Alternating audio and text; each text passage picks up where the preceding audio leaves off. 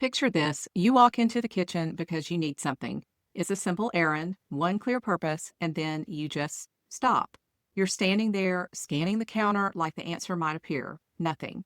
Or maybe you're in a meeting and a common word vanishes mid-sentence. You can feel it right behind your teeth, but it won't come out. And later, sitting in your car, you do that search you never wanted to type. Is this normal, or is something wrong with my brain?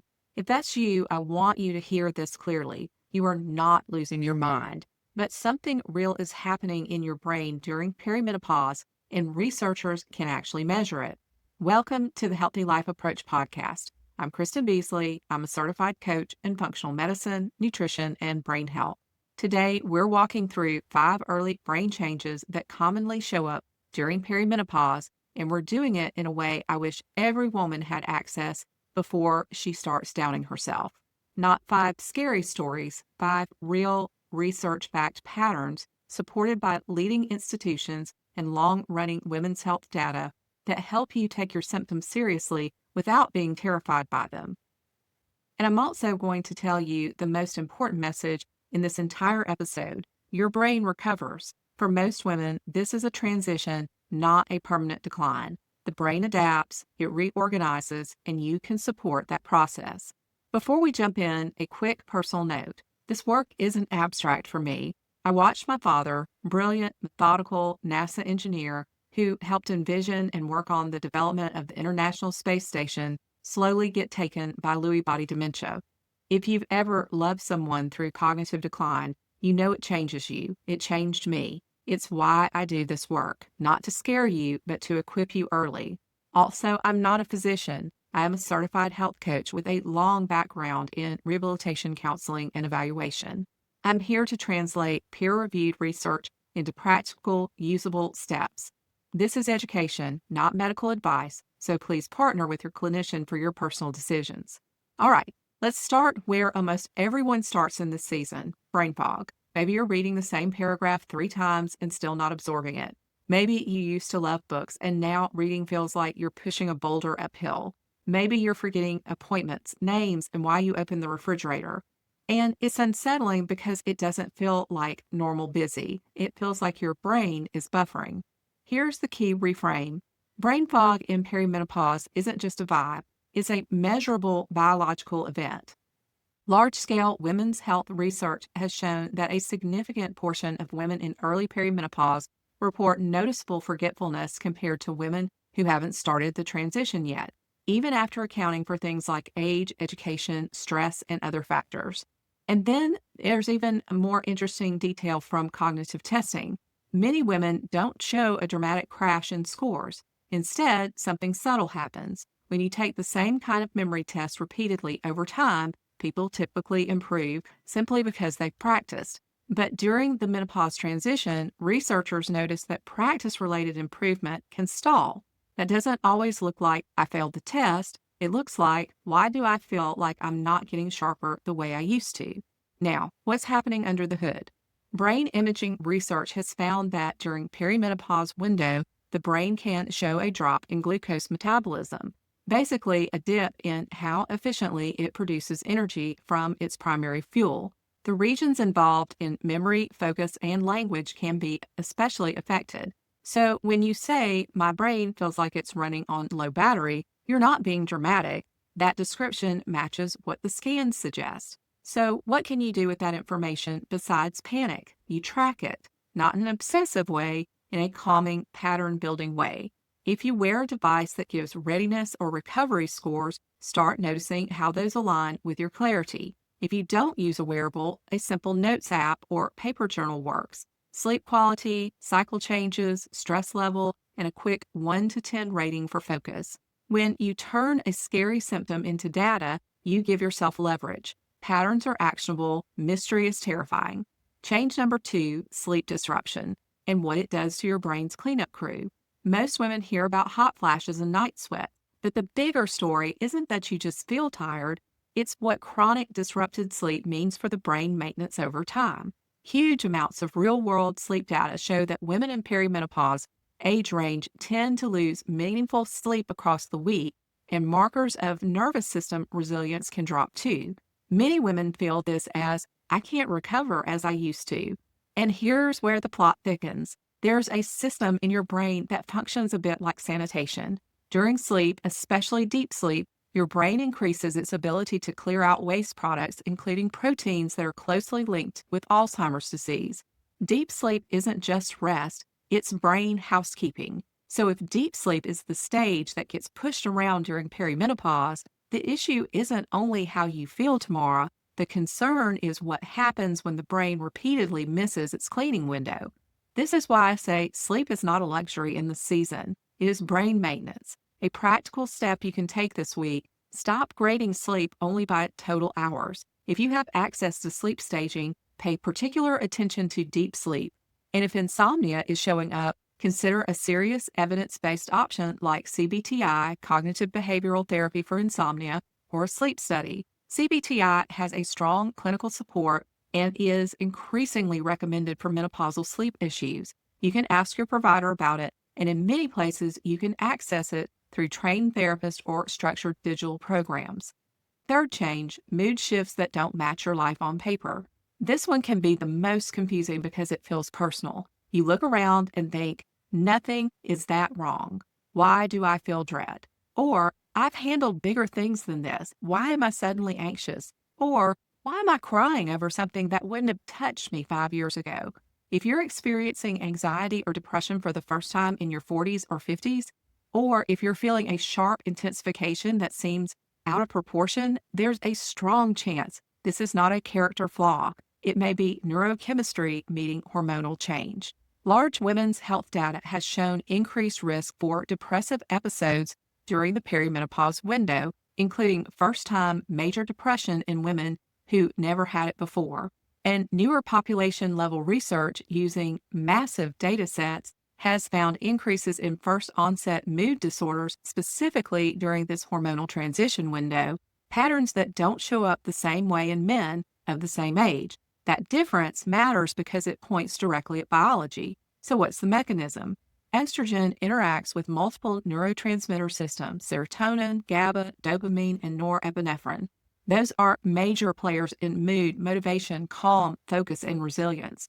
When estrogen fluctuates and declines, those systems can become less stable. Then add inflammation into the mix, and the whole network can feel like it's lost its footing. I want to share this because I've lived it. I remember feeling overwhelmed in a way that didn't match my circumstances, like my brain was stuck in red alert. Even my body data reflected it. More time in stress states during normal daily routines that used to feel easy. Getting support helped me see it clearly. This wasn't a weakness, it was physiology, and bringing that clarity to the right clinician changed my options. A practical step: if mood symptoms feel new, intense, or confusing, don't minimize them and don't accept a dismissive answer. Bring a direct question to your provider. Could this be connected to perimenopause or my hormonal transition? You deserve care that considers the whole system, not just a label slapped on a symptom. Now we move into a change most women are never told is happening, even though it's connected to the fog, the fatigue, and the emotional volatility. Change number 4, the brain's bioenergetic shift. In plain language, your brain's fuel strategy starts changing. Estrogen supports how the brain uses glucose. It helps with transport, mitochondrial efficiency, and overall energy production. When estrogen drops, that smooth system can slow down. Researchers who study reproductive aging and brain metabolism describe the brain essentially needing to adapt, like a hybrid car switching fuel sources when one supply gets unreliable. In that adaptation, the brain may lean more heavily on alternative fuels, including ketones derived from fat. And in some cases, research suggests that the brain can break down structural components to meet energy demands, an idea described in the literature in stark terms to highlight how serious the energy gap can become during the transition. Here's where this becomes very practical. Perimenopause is also a window where metabolic health can shift quickly. Data following women across the stage shows increased odds of developing metabolic syndrome during the transition itself, not years later, during it. Why does that matter for your brain? If insulin resistance increases, less insulin signaling may reach the brain, and blood sugar swings can become more common. That instability can feel exactly like what many women call brain fog, the afternoon crash, the post meal slump, the inability to focus, the mental fatigue that doesn't match your sleep. And research has linked greater glucose variability with poor cognitive performance and slower processing speed. So, yes, hormones are part of the story, but metabolism can amplify the story. A practical step: ask for the right numbers. Many women get a fasting glucose test and are told everything is fine, but fasting glucose can look normal even when insulin resistance is already brewing. Consider asking your clinician about fasting insulin and A1C and whether additional metabolic assessment makes sense for you. If you ever have the opportunity to use a continuous glucose monitor, even briefly, it can be eye-opening because it connects symptoms to real-time physiology. And simple tactics like eating protein and fiber first, then carbs, and taking a short walk after meals can significantly smooth glucose spikes for many people. Which brings us to change number 5, the one that ties everything together and turns the other 4 separate problems into one connected system: neuroinflammation. Think of this as low-grade inflammatory current that becomes more common during menopause transition. Long-term women's health research tracking inflammatory markers has shown that inflammation tends to rise around the time of the final menstrual period and can stay elevated for years after. In other words, it's not just aging. Menopause itself can drive a measurable inflammatory shift. Why does that matter for the brain? Higher inflammation has been associated with changes in key memory regions, including links between inflammatory markers and smaller hippocampal volume. Long-term studies also suggest that people with higher inflammation earlier can show worse memory later on. Mechanistically, this makes sense. Estrogen has an anti-inflammatory influence in the body. As estrogen declines, inflammatory signaling can increase. The blood-brain barrier can become more permeable with age and stress, and immune cells in the brain can become more reactive. Once that inflammatory cycle gets going, it can worsen sleep, mood stability, insulin resistance, and cognition. Inflammation isn't a separate bonus problem. It is the thread that can tighten all the knots at once. And there's another accelerant here: visceral fat, which tends to increase after menopause. Visceral fat isn't just stored energy, it produces inflammatory signals. More visceral fat can raise inflammation, which can worsen insulin resistance and increase visceral fat. You can see how the cycle builds momentum. A practical step: ask for an HSCRP test, which is a simple blood test that helps estimate systemic inflammation. If it's elevated, you now have a target you can work with. And the good news is that basics matter here. Anti-inflammatory dietary patterns, consistent movement, improved sleep quality, and stress support can all help lower inflammatory markers over time. And I want to underline movement because it's not just exercise is good for you advice. Controlled trial data in menopausal women show regular physical activity can reduce anxiety and depressive symptoms during this transition. Movement is not only a body intervention, it's one of the most evidence-supported brain interventions we have. Now, let's talk about the part I refuse to leave out, because if I stopped at 5 brain changes, it would sound like a one-way street, and the science does not support that as the full story. Your brain recovers. Neuroimaging research following women across the menopause transition has found that some of the gray matter volume reductions seen during perimenopause can partially rebound after the transition. Some regions associated with memory and self-reflection have even been observed to increase in volume post-menopause in follow-up periods. Not just it stops getting worse, actual signs of adaptation. Researchers have also observed increases in estrogen receptor availability during and after menopause, almost as if the brain were building more docking stations to capture whatever estrogen remains. That's adaptation strategy. And on the cognitive side, the pattern many women experience, learning and memory, feel harder during perimenopause, often improves after the transition. There's evidence showing that perimenopause window can be the bump in the road, not the permanent new normal. So if you've been scared by what you're noticing, forgetting words, losing your train of thought, feeling emotionally off balance, let this land. The transition is real. The symptoms are real. And for most women, the brain is not simply declining, it's recalibrating.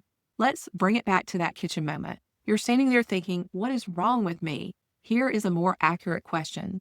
What is happening in me? Because when you can name it, you can respond to it. Here are the 5 changes we covered. 1. Brain fog is tied to a measurable dip in brain energy metabolism. 2. Sleep disruption that reduces the brain's ability to clear waste efficiently. 3. Mood shifts that can be driven by neurotransmitter instability and inflammation, not weakness. 4. A bioenergetic shift where the brain's fuel strategy changes as estrogen declines, which is often intertwined with metabolic health. And 5. Neuroinflammation, the connector that can amplify everything else. And the through line is hope and responsibility. Your brain adapts and you can support that adaptation. Track patterns, protect deep sleep, take mood changes seriously, know your metabolic numbers, address inflammation with fundamentals that work. Next week, we're going to talk about something that creates a lot of fear and a lot of confusion, and that's the different types of dementia: Alzheimer's, Lewy body, vascular, frontotemporal, and more. Dementia isn't one disease, and that what kind is it question changes treatment conversations, medication safety, and caregiving choices. We'll also talk about the red flags that separate normal aging and perimenopause brain fog from changes that truly warrant medical evaluation, so you can have clarity instead of spiraling. If you lead a women's health initiative, an HR program, or host events where this kind of science-based conversation would help women feel less alone, you can connect with me through the link in the description. You are not losing your mind. You are learning how to protect it. Take care of your beautiful brain. Disclaimer: this podcast is for general education and informational purposes only and is not medical advice, diagnosis, or treatment. Please consult a qualified healthcare professional about your personal situation. Some links associated with the show may be affiliate links that provide a commission at no additional cost to you and help support the podcast.